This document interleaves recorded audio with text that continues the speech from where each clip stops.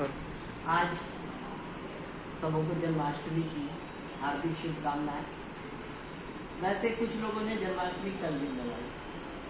बात यह है कि हम हिंदू लोग बहुत अधिक स्वतंत्रता के साथ जीने वाले हैं। हमारे यहाँ विविध विचारों को बहुत ज़्यादा प्रश्रय मिलता है। तो हमारे यहाँ बनारस के पंडितों के विचारों को भी माना जाता है और वृंदावन के भी, हरिद्वार के भी, और उन सबों की अलग अलग गणनाएं हैं। उन सारी गणनाओं को हम मानते हैं, स्वीकार करते हैं। कुछ लोग पूरी श्रद्धा से कल मना रहे थे और इतनी ही पूरी श्रद्धा से हम लोग आज भी मना रहे हैं। तो ये तो बहुत अच्छी बात है ना। किसी बच्चे को अगर दो दिन उसको जन्मदिन मनाने को मिल जाए तो बहुत ही मज़ेदार बात है, क्योंकि हर बच्चे का तो जन्मदिन एक ही दिन आता है साल में। लेकिन अपने कृष्ण कन्हैया का दो दिन जन्मदिन आ गया और हम लोग सब मना भी रहे। हमारे कृष्ण जी हमारे मन में, हमारी परंपरा में इतने गहरे बसे हुए हैं कि वो हमारी जिंदगी का हिस्सा है। वो हमारे घर के एक बाल गोपाल हैं।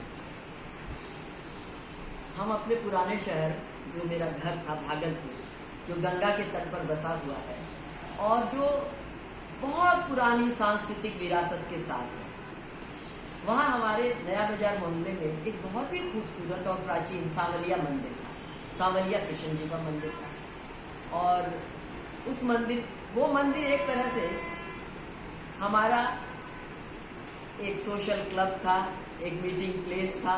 यहाँ तक कि वहाँ सांस्कृतिक कार्यक्रम भी आयोजित किए जाते थे और कृष्ण जी की बाल लीलाओं के साथ साथ राजा भोज और गंगू तेली और अन्य बहुत सारे महाराणा प्रताप के नाटक, ये सब मोहल्ले के बच्चे मिलकर किया करते थे। वहाँ की एक खास बात थी दधिकादो का उत्सव। वो झूलन के ही आसपास पड़ता है। उस दिन क्या होता था कि मोहल्ले के सारे किशोर वय के बच्चे, छोटे बच्चे और किशोर वय के बच्चे, उन सबों को मंदिर की तरफ से न्योता दिया जाता था। मंदिर के आंगन में वो सब बच्चे केसर, दही और हल्दी से होली खेलते थे और उस होली का आनंद छज्जे पे खड़े होके सारा महिला समुदाय उस आनंद को लेता था। और उसके बाद मंदिर की तरफ से हर बच्चों को एक पीला गमछा दिया जाता था।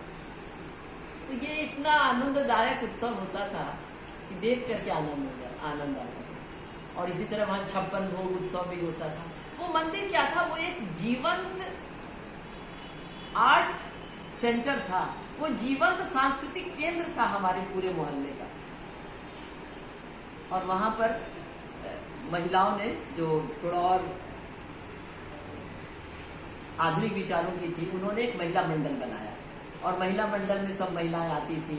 उनको अच्छी अच्छी बातें सिखाई जाती थी, भजन गाए जाते थे, यहाँ तक कि उनकी उपस्थिति भी ली जाती थी, यानी कि उनका रोल कॉल भी होता था। तो वहां पर एक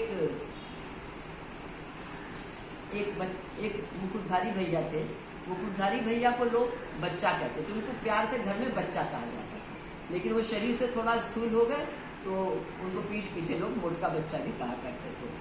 तो बहुत सी महिलाओं को अपना नाम भी ठीक से याद नहीं था। तो जो रोल कॉल होता था मंदिर में, उसमें ऐसा भी रोल कॉल होता था कि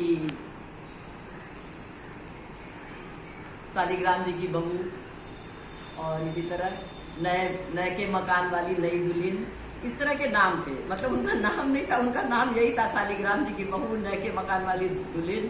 और वो मुकुटधारी भैया की जो नानी जी थी, उनका नाम था मोटका बच्चा की नानी। लेकिन मुकुटधारी भैया की नानी को इस बात से बहुत ऐतराज था। वो कहती थी बच्चा की नानी जी को मोटका बच्चा की नानी का क्या मतलब है। और बात उनकी सही थी। तो इस तरह वो रोल कॉल होता था।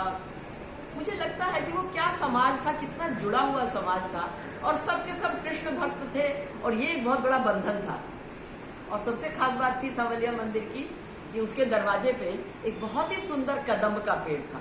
और कहा जाता था कि वो कदम्ब का पेड़ वृंदावन से लाया गया है। भगवान जाने लाया गया था कि नहीं, बहरहाल वो था बहुत खूबसूरत और उससे खूब गोल गोल पर कदम के फूल लगते थे, क्योंकि कृष्ण जी की रासलीला कदम वृक्ष के नीचे ही होती थी। और मैं सोचती हूँ इस तरह के मंदिर और ये हमारी संस्कृति कहाँ बिला गई, कहाँ खो गई। ये सब कुछ कितना बांधे रखती थी हम सबको। इसी तरह एक हमारी थी वहाँ पर राधा बुआ, उनको सब लोग बुआ दादी कहते थे, क्योंकि वो उनका मायका वहीं था और वो वहीं अपने मायके में ही रह गई थी, मतलब उनके पति भी वो वहीं रहती थी। तो वो उस रिश्ते थे, वो सबकी दादी थी, बुआ दादी कहलाती थी। तो बुआ दादी की एक बहू थी, वो बहुत अच्छा नृत्य करती थी। तो एक दिन हम लोग मंदिर का कार्यक्रम हो रहा था, तो हुआ कि भाई सब बच्चों का डांस हो रहा था, तो वो उनकी बहू आई, बोली जीजी एक डांस तो हम भी करेंगे। हमने भाई बुआ जी से पूछा, बुआ दादी से पूछा है, बोली नहीं वो कुछ नहीं कहेंगे। तो खैर भाभी का एक डांस करवाया गया। उनके डांस होते ही बहुत तालियां बजी, बड़े खुश हुए लोग। थोड़ी देर के बाद भाभी ने कहा जीजी एक डांस और करेंगे। इतने एक बच्चा भागा आया, बोला बुआ दादी गुस्सा हो रही, इनका डांस मत करवाइए। आज इन बातों को याद करके हंसी आती है, क्या दिन थे। कृष्ण जी के बारे में जब हम लोग सोचा करते थे, हाँ उस मंदिर में एक दूसरे को अभिवादन करने का ये तरीका था, प्रणाम नमस्कार कोई किसी को नहीं कहता था, सब लोग एक दूसरे को जय श्री कृष्ण कहते थे। जैसे अब ये जय श्री राम का इतना बड़ा एक स्लोगन बन चुका है, लेकिन उस वक्त वो जय श्री कृष्ण। कोई भी मोहल्ले वाली महिलाएं एक दूसरे से मिलती थी तो जिठानी जी प्रणाम और वो करने के बाद जय श्री कृष्ण जरूर बोला जाता था। और एक बार जय श्री कृष्ण के नामोच्चारण का 24 घंटे का अखंड पाठ भी किया गया। लेकिन उस अखंड पाठ में खास बात ये थी कि पहली बार मंदिर में माइक लगाया गया और माइक पर जय श्री कृष्ण, और ये ऐसे था, श्री कृष्ण शरणम मम, श्री कृष्ण शरणम मम, इसी मंत्र का जाप हो रहा था। लेकिन बीच में क्या हुआ, माइक लगा हुआ था और माइक में जाप हो रहा था, पूरे मोहल्ले में इस माइक की ध्वनि सुनाई जा रही थी। इसके बीच में क्या हुआ, जिठानी जी आपकी बहू नहीं आई, नहीं मायके गई, नहीं वो नैहर चली गई, उसका भाई आया था लिवाने लाया। इस तरह की भी बातचीत का टुकड़ा बीच में माइक पर सुनाई देने लगा। तो तुरंत लोग दौड़े भागे बाहर से कि क्या बोल रहे तुम लोग को, जो लोगों को बातचीत करनी हो माइक से पीछे हटे। इस तरह से कुछ हंगामा मचा, तो वो भी बातें हम लोग को याद आती है। और एक बात और भी होती थी, मेरी माँ भी कृष्ण की बड़ी भक्त थी। हमारे पास भी एक छोटे से बाल गोविंदा जी थे, तो जब अम्मा ने उनके लिए एक छोटी सी पलंग और गद्दा और मसहरी भी बना रखी थी, रात को कृष्ण जी को उसमें सुलाया जाता था। तो अम्मा रात को उनको लोरी गा के सुलाती थी और उसके बाद उनको उनके पैरों को दबाती थी। हमने कहा अम्मा ये क्या कर रही है, बोली नहीं ये गैया चरा के आए थक गए हैं। तो इस तरह कृष्ण जी को बिल्कुल ही बाल रूप में रख लिया गया था। मुझे लगता है हमारे भगवान कितने प्यारे, कितने भोले भाले हैं, भक्तों के हिसाब से अपने आप को ढाल लेते हैं। तो एक बार हम लोग बद्रीनाथ की यात्रा पर गए, तो अम्मा के बाल गोविंदा तो छूट नहीं सकते थे। अम्मा ने बाल गोविंदा को भी अपने सुंदर से कंफर्टेबल से पर्स में स्थापित करके वो ले गए।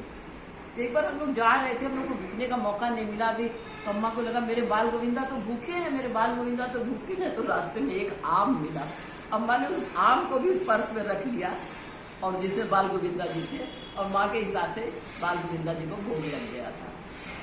हमारे बाल गोविंदा जी वाकई में बहुत प्यारे हैं सब लोगों को। लेकिन इन्हीं बाल गोविंदा ने बड़े होकर क्या जबरदस्त कूटनीतिक चालें चली, क्या कमाल का संदेश दिया गीता के माध्यम से, और रिश्तों की असलियत भी समझाई। जब अर्जुन को मोह हुआ, और उसके पहले युद्ध के पहले जब वो दुर्योधन के दरबार में गए मैत्री की राह दिखाने को, दुर्योधन को समझाने को, भगवान हस्तिनापुर आए पांडव का संदेश लाए। दो न्याय अगर तो आधा दो, पर इसमें भी यदि बाधा हो तो दे दो केवल 5 ग्राम, रखो अपनी धरती तमाम, हम वही खुशी से खाएंगे, परिजन पर असी न उठाएंगे। दुर्योधन वो भी दे न सका, आशीष समाज की ले न सका, उल्टे हरि को बांधने चला। भगवान कुपित हो, डगमग डगमग दिग्गज डोले, भगवान कुपित होकर बोले, सुने को साध न सकता है तो मुझको बांध न सकता है।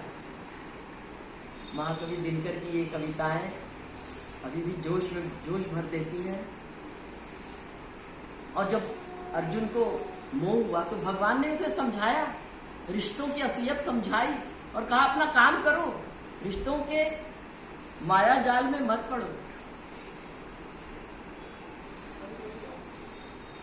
भगवान श्री कृष्ण को पढ़ो या भगवान श्री कृष्ण के जीवन को देखो तो सारी गोपियों से छेड़खानी, रास रचाना, मटकी फोड़ना, माखन चोरना, माखन चुराना, ये सारी चीजों के प्रति इतनी गहरी प्रतीकात्मक अभिव्यक्ति है कि उसको जितना हम पढ़ते हैं हम उतने विभोर हो जाते हैं। ये क्या कमाल के लीलाधर थे वो हमारे श्री कृष्ण। और रिश्तों के बारे में तो भगवान श्री कृष्ण से भला कौन कम जानेगा। स्वयं सगे मामा ने उनको मारने की इतनी लंबी चौड़ी साजिशें करी। रिश्तों पर ही मैंने उस वक्त एक कविता लिखी थी, वो मैं सुना रही हूँ। खुलती है, धीरे धीरे खुलती है, हर रिश्ते की असलियत खुलती है, खुल ही जाती है। तब पता चलता है ये भी एक खेल था। जैसे बचपन में घर घर और गुड़िया गुड़िया खेलते थे, वैसे ही रिश्ता रिश्ता खेल रहे थे। हर खिलौने की तरह यह भी एक खिलौना था। थोड़े वक्त के बाद जिससे या तो ऊब जाते हैं या खिलौना टूट जाता है। श्री कृष्ण ने हमें समझाया, अपने सबसे अच्छे मित्र और अपने सबसे अच्छे शत्रु सिर्फ तुम ही हो। इसलिए शत्रु मत बनो, अपना मित्र बनो, बुद्धिमत्ता से काम लो। और मित्र जिसको बनाओ उसको पूरी तरह निभाओ। एक बार जब श्री कृष्ण राजधानी आए तो वह दुर्योधन ने भी उनको निमंत्रण भेजा कि आज आप मेरे यहाँ भोजन करें। तो श्री कृष्ण ने बहुत अच्छा जवाब दिया। श्री कृष्ण विदुर के घर गए और दुर्योधन को यह जवाब दिया, ना तो मैं तुम्हारे अधीनस्थ काम करता हूँ, ना ही तुम मेरे मित्र हो, तो फिर मैं किस अधिकार से तुम्हारे यहाँ भोजन करने जाऊँ। ये बात इतनी ज्यादा सारगर्भित है कि हमें सोचना होगा कि इन बातों में कितनी बातें छुपी हुई हैं। ये बातें कितनी बातों को एक साथ इंगित कर रही हैं। आज हम लोग सब श्री कृष्ण जन्माष्टमी का उत्सव मना रहे हैं। जय श्री कृष्ण के नारे लग रहे हैं। श्री कृष्ण शरणम मम के मंत्र हमारा साथ दे रहे हैं। श्री कृष्ण हमारी रक्षा करें। बहुत धन्यवाद। नमस्कार।